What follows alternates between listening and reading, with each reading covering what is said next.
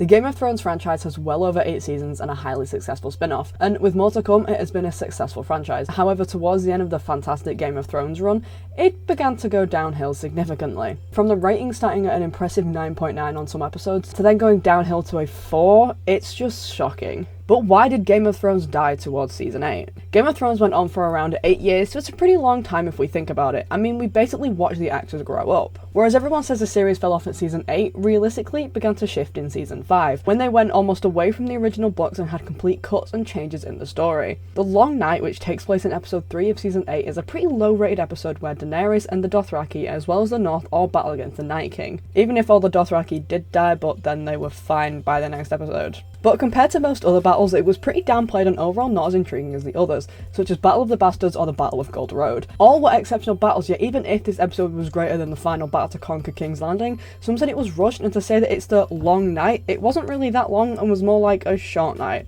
Others even stated that Ramsay was a bigger threat than the Night King. I agree, Ramsay looked pretty scary and he definitely had the best death out there. To say that this battle has been long awaited over the 8 seasons with the common phrase "winter is coming," it was slightly underwhelming. The coolest part easily being the fight between Viserion and Rhaegal. Speaking of battles, the final battle of King's Landing was huge and should have been absolutely incredible, but it was not. Daenerys' descent into madness seems to happen far too quickly and just making her hateable by the end of the series.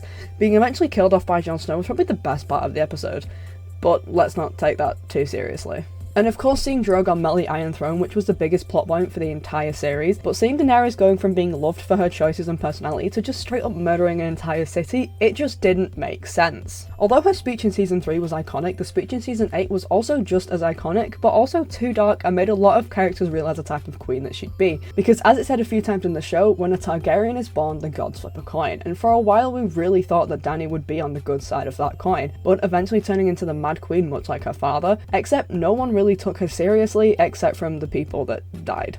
If she has a son, a Targaryen at the head of a Dothraki army, what then? Tell me about the Targaryen girl in the east. Don't you think we ought to do something about it? So really, whose fault was it that she got this far anyway? What was very unhelpful too was the fact that all the Game of Thrones book led up to only season 5, so with the help of George R.R. Martin, they were able to complete the series the best that they could with his help.